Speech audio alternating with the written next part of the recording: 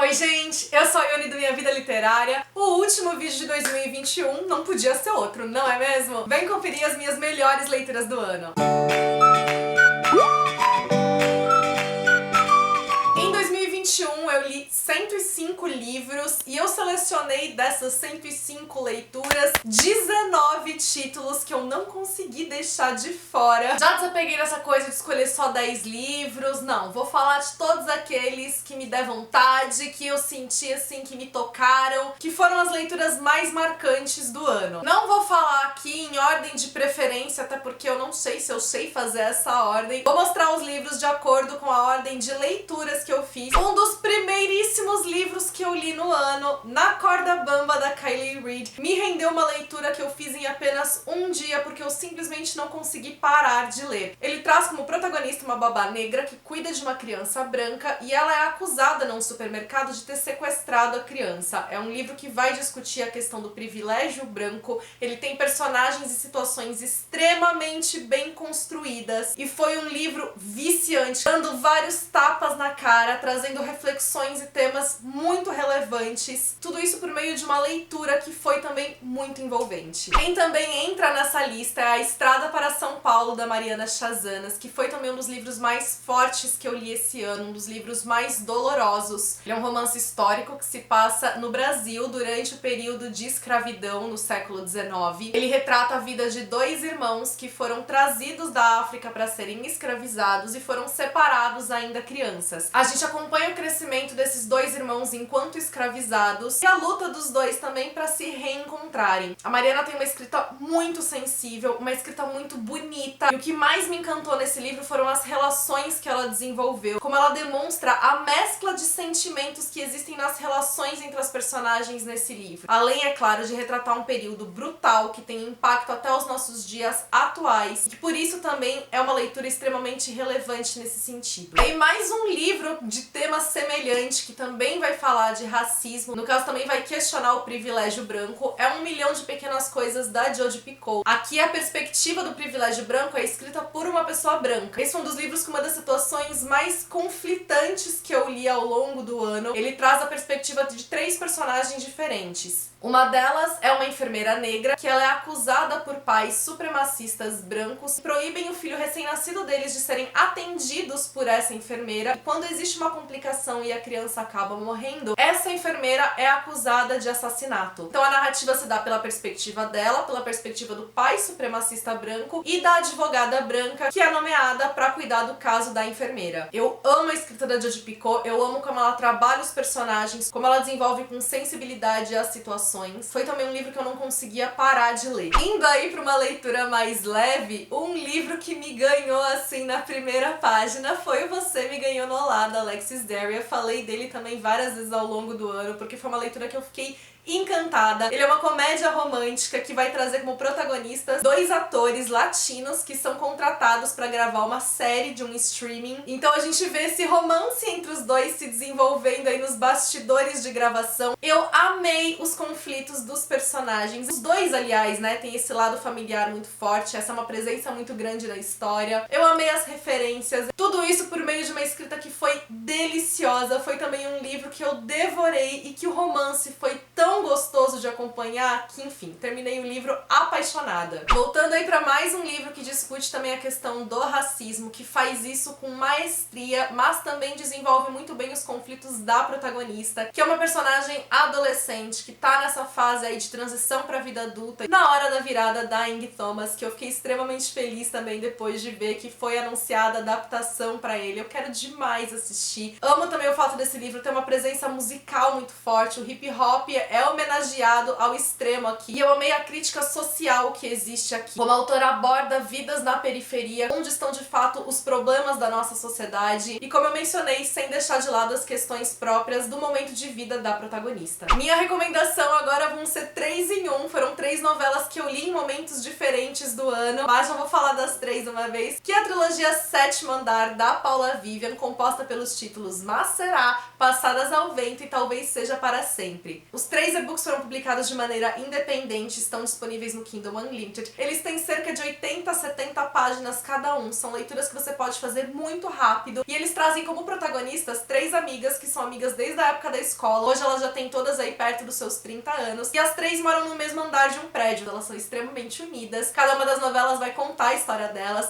São comédias românticas escritas com muita leveza, livros que deixam o coração quentinho, cheio de referências que conversam demais comigo, porque nós temos vivências parecidas, né? De frequentar os mesmos ambientes, então são histórias que se passam na cidade de São Paulo. Como a gente tem idades próximas, né? Aquilo que elas consomem em termos de cultura pop são coisas que eu também consumo. Eu fiquei encantada pelos personagens, pelas relações entre elas, encantada pela escrita da Paula Vivian, e foi aquela série que eu terminei com saudade das personagens e desse universo. Os livros mais viciantes do ano, que também foi aquele que eu não conseguia parar de ler, De Olho Nela, da Kate Stayman London, que eu também falei várias vezes pra vocês ao longo desse ano. Ele traz como protagonista uma blogueira plus size, que ela é convidada pra participar de um reality show em que ela vai ser disputada, né, por outros homens. É um livro que ele vai discutir a gordofobia muito bem, sem fazer com que esse também seja o centro da trama. A gente tem um romance acontecendo, uma das coisas que eu achei mais incríveis foi que ela desenvolveu tão bem os personagens e as situações que até o final eu não sabia como o livro ia acabar. Ele é um livro que tem também situações de humor, então ele entrega uma leitura deliciosa, divertida e que discute temas extremamente relevantes com uma representatividade que é muito importante também. Uma leitura fofurinha que quando eu terminei eu quis abraçar o livro e que também me proporcionou várias risadas ao longo da leitura. Espera Até Me Ver de Coroa, da Lia Johnson. Mais um livro Young Adult que se passa então aí no último ano do ensino médio, em que a protagonista vê como única opção para ela conseguir uma bolsa de estudos para a universidade que ela quer concorrer como rainha do baile, só que ela não tem chance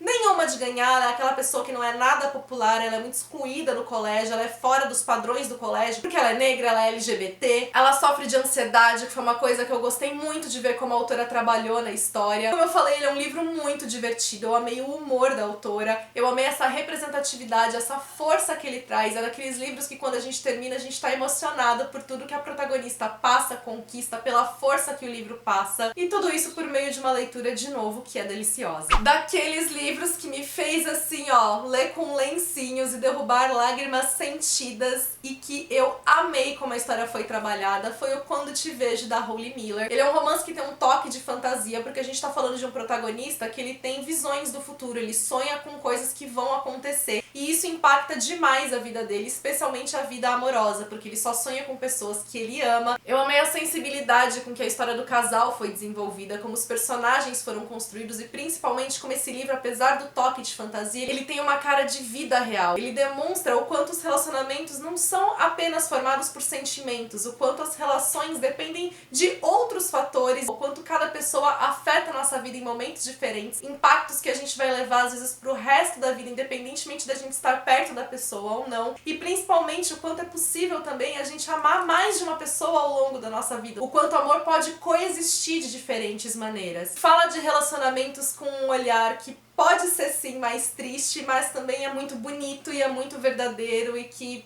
enfim, pra mim faz todo sentido.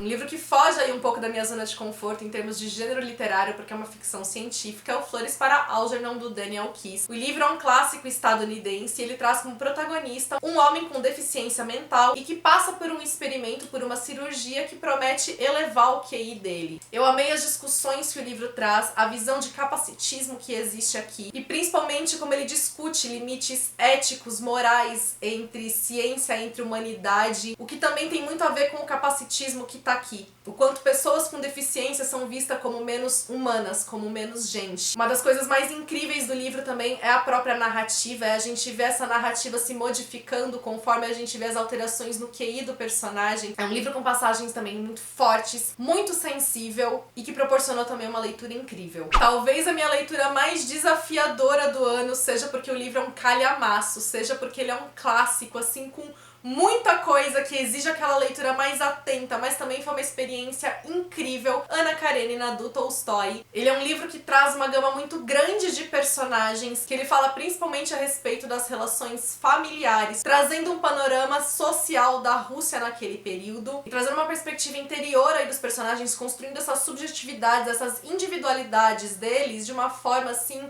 incrível. Essa também é uma das vídeo-resenhas que eu recomendo a vocês assistirem pra poder saber um pouco mais aí das minhas impressões da leitura. É uma resenha que tem spoilers, mas os spoilers estão sinalizados pra quem quiser pular e não pegar nenhum. Um livro que quando eu comecei eu não imaginava que eu ia gostar tanto dele é o Susan Não Quer Saber do Amor, da Sarah Haywood. Ele vai ganhar adaptação em filme com a Reese Witherspoon no papel principal. Ela tem tudo a ver com a protagonista aqui. A gente tá falando de uma protagonista que ela é extremamente controladora, ela gosta de ter o controle sobre tudo na vida dela, faz planejamento pra absolutamente tudo. Ela é essa personagem que exteriormente, né, pra todo mundo ela vai ser mais difícil de lidar, que ela é daquelas que não deixa as pessoas se aproximarem, e por isso ela é a personificação perfeita de um cacto, né, com os seus espinhos pra quem tenta chegar perto dela. Mas a construção que a autora faz dela, da bagagem da personagem, dos motivos pra ela ser assim, esse trabalho dela se entender como essa pessoa, entender muitas das coisas que ela nega a respeito da vida dela, eu achei sensacional. Ela é uma protagonista que engravida aos 45 anos e, portanto, vê a vida dela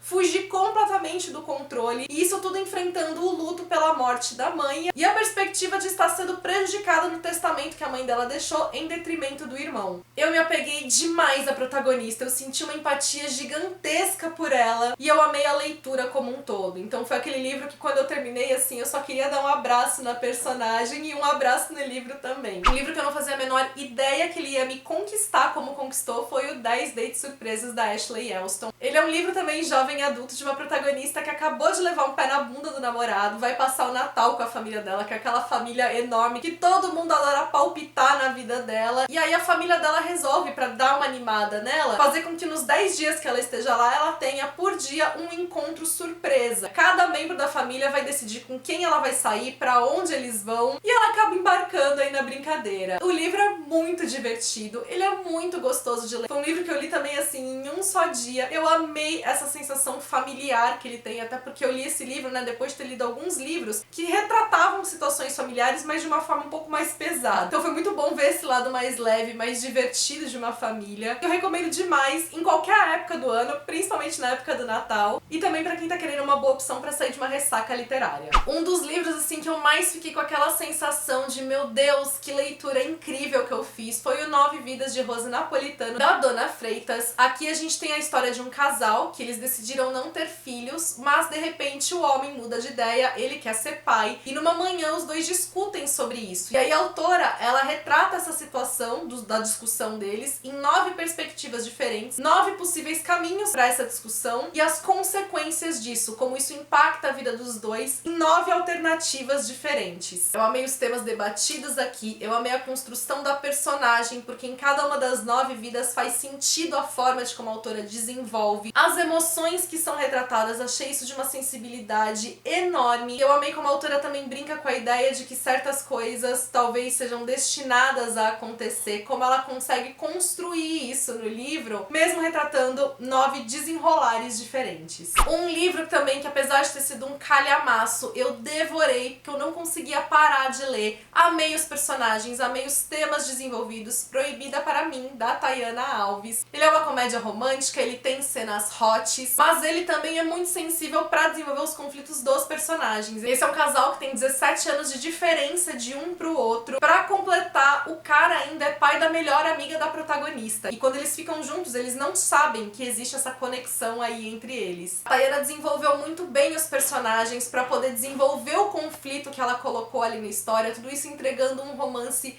delicioso, apaixonante, divertido, com diálogos maravilhosos e que, como eu falei, mesmo sendo um livro bastante extenso, eu devorei e mal senti as páginas passando. Outra leitura que me conquistou demais foi os 7 Minutos no Paraíso, da Victoria Gomes. Eu terminei o livro querendo ler todos os livros dessa série, que é a série Amores Australianos. Cada um é protagonizado por um casal diferente, então são livros que você pode ler de maneira independente. A Sarah, que é a protagonista, pra mim foi uma das melhores protagonistas do ano, é aquela mulher mulher que a gente aplaude e fala quero ser que nem você quando eu crescer. Ela é uma mulher negra, ela é uma mulher gorda, ela é jornalista no Canadá e ela é enviada pra fazer um trabalho na Austrália. Eu acho que a questão do empoderamento dela é um dos pontos principais da história. A forma como a Vitória também discute a questão da rivalidade feminina, como é necessário que a gente desenvolva relações saudáveis e que não sejam baseadas na dependência ou daquela imposição, né, da gente sentir que a mulher precisa estar em um relacionamento. Existe isso pra homens, mas pra mulher isso acaba sendo muito mais forte. E a Vitória mostra tudo isso muito bem, sem deixar de entregar um romance também delicioso, com passagens hilárias e um cenário muito convidativo. A Vitória mora na Austrália e ela quis escrever essa história também pra fazer uma homenagem ao lugar onde ela mora e mostrar um pouco de como é a vida de lá. O único livro de não ficção dessa lista, que foi uma leitura também extremamente necessária, que você pode fazer assim, ó, rápido, porque ele é um livro ágil de se ler, mas não significa que ele não tenha pontos aqui que a gente precisa pensar com cuidado. É o Ideias para Adiar o Fim do Mundo, do Ailton Krenak.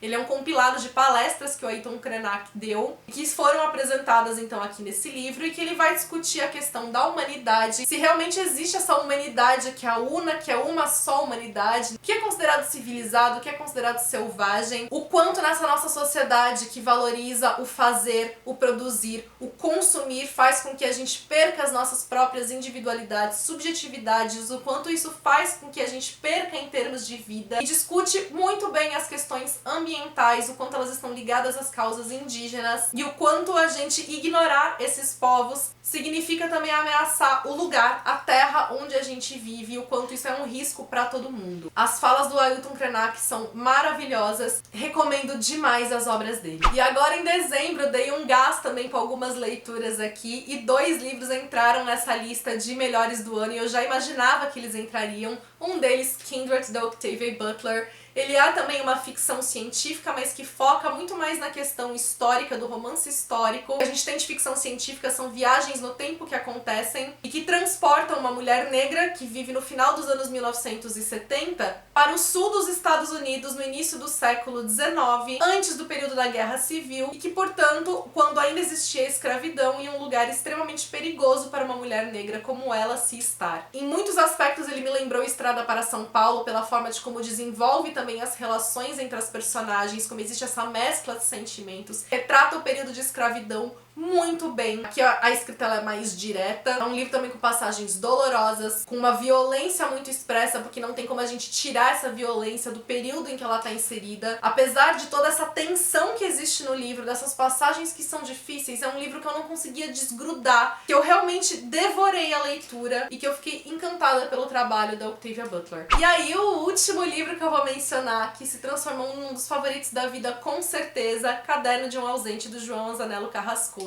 Aqui a gente tem um homem que já tem seus 50 anos e ele virou pai de novo e ele começa a ficar preocupado de não conseguir acompanhar o crescimento da filha, afinal ele já tem uma idade mais avançada. Então ele escreve num caderno ao longo do primeiro ano todo da filha coisas que ele gostaria de dizer pra ela, que ele gostaria de passar pra ela, sempre tendo noção dessa ausência iminente, do quanto a vida é também formada de ausências. É um livro que discute muito a questão do tempo, da efemeridade, que ele faz um trabalho maravilhoso com as palavras. Ele inclusive também questiona, né, o poder das palavras e a função dela, o quanto às vezes as palavras não conseguem trazer coisas que apenas a vivência traz, e o quanto ele tenta fazer a filha se atentar a isso, a se apegar às coisas que existem enquanto ela tá viva. É um livro extremamente sensível, com uma escrita muito poética, com várias passagens que eu queria marcar o livro inteiro e que me marcaram demais. É um livro maravilhoso, foi uma das coisas mais bonitas que eu li no ano, foi uma das coisas mais bonitas que eu li na vida. Contem pra mim aqui nos comentários quais as melhores leituras de vocês, dessas leituras que eu fiz, quais vocês também leram, quais vocês ficaram interessados, enfim, aqueles comentários que eu sempre quero saber de tudo. Muito obrigada por terem me acompanhado ao longo de mais esse ano, desejo um 2022 maravilhoso pra todo mundo, cheio de amor, esperança de um ano melhor do que esses anos pesados que a gente teve, né, nos últimos 2 anos. Deixa aqui a sua curtida, isso ajuda muito na divulgação do meu trabalho. Se você ainda não está inscrito aqui no canal, seja bem-vindo, já aproveita, se inscreve, ativa o sininho para receber as notificações, que em 2022 a gente já volta com mais conteúdo.